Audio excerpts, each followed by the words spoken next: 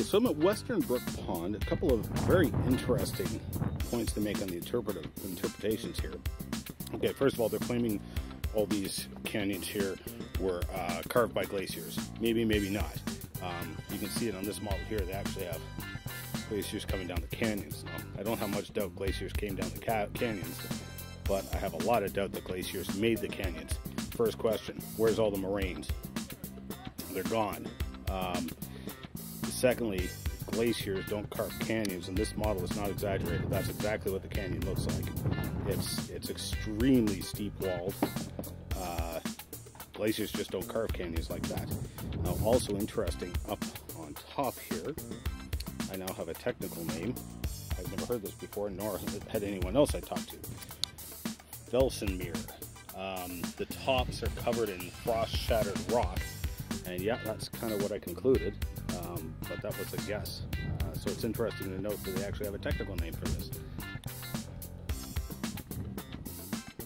Now this is interesting. I was not aware of this. They're claiming, okay, this is all gneiss, or it's a granitic rock on top of sedimentary rock. There's limestones and shales down here which will walk across. So they're claiming this is actually an overthrust. So in other words, the granite slid up and over top the sedimentary rocks. Boy, I would sure like to see that contact. Because so far, every time I've heard claim of an overthrust, it hasn't turned out to be an overthrust. But boy, I don't know where you'd even be able to see the contact.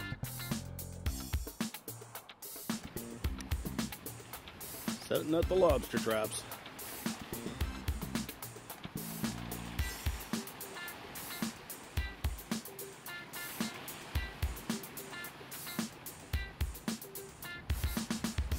The lobster fishermen are putting out their traps, and looks like the Atlantic Endeavor had a bad day. Too bad. Nice ship.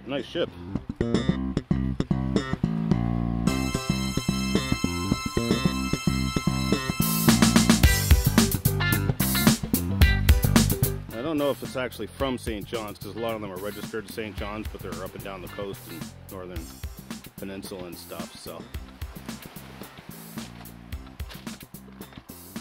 Now let's hop on board, take a look. Yeah, she got smashed up pretty good on the rocks.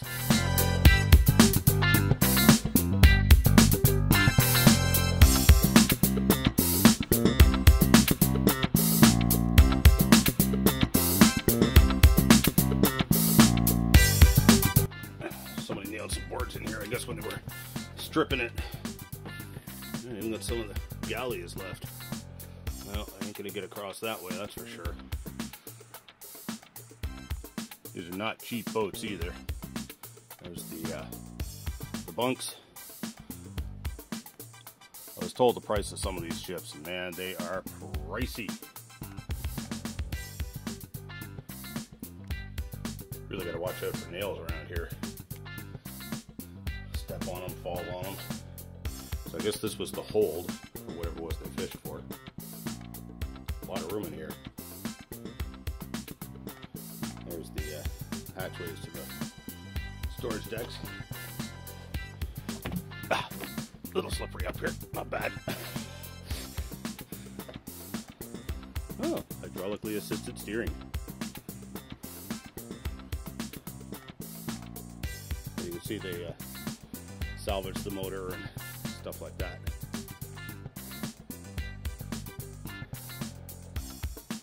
Yeah, that's right. The engine. This would have been the engine room here, and there's the drive shaft there. And you can tell by all the grease and oil and stuff. That's where the engine room was. So this is right in behind the cabins.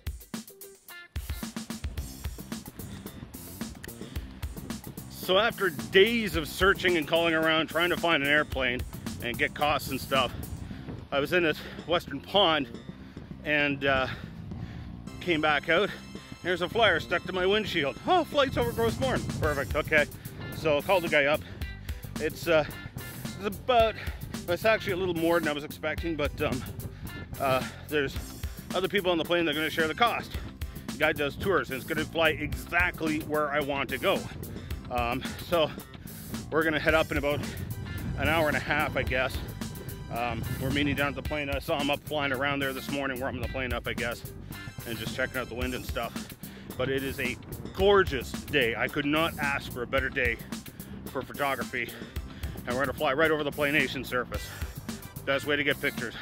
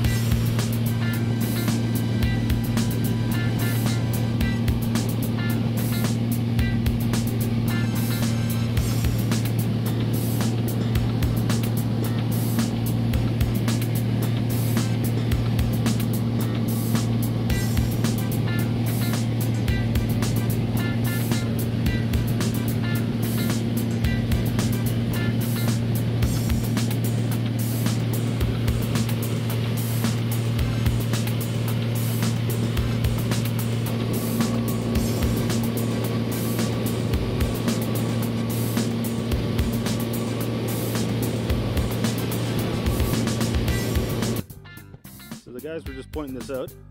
These are vortex generators. Got them on the leading edge and on the tail. Interesting. Decreases the stall speed and increases airflow and all kinds of stuff. Interesting.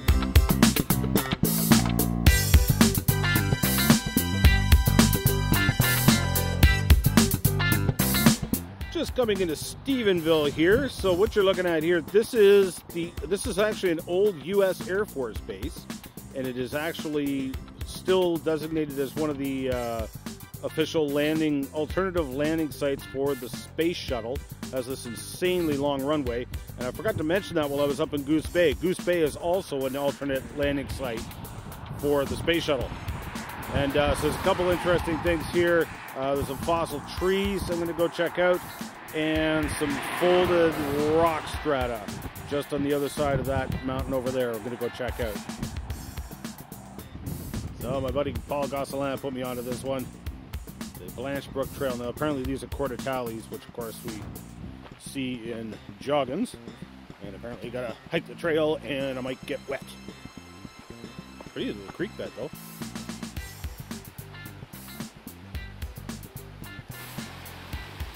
I haven't even gone 10 meters up the trail and I'm seeing fossil plants already.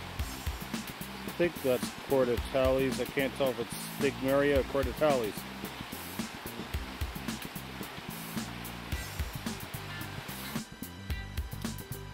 Well, there sure is a lot of them. And they're in this conglomerate. Like it looks like concrete. I think they just set it up as a tourist trap. It's all fake. Fake.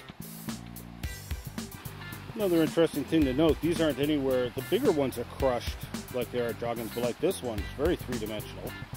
Hasn't been flattened. and definite paleo current of north-south, approximately. I didn't bring my compass with me, I'm going by the map. But this one you can tell it's been somewhat flattened, but this one is trending east-west, and all the others are trending, pointing north-south. So that's indicative of a current. So actually most likely, well, I don't know, we're about a 50-50 mix so far of the direction of the logs. Survey some more. Well, the fossils are split about 50-50, quite even, due north-south, due east-west. And so I'm just looking now at the stratigraphy, see if I can see cross beds or wave ripples or anything. But everything in the riverbed is, of course, badly eroded, so you can't make out any detail. But this bank might be revealing. So, the current was either going north or south or east or west. There, that'll narrow it down. Well, there's certainly a lot of them here. Now, another issue causing problems determining the paleo currents is the conglomerate. It's not going to preserve a lot of detail like, you know, wave ripples or crossbeds.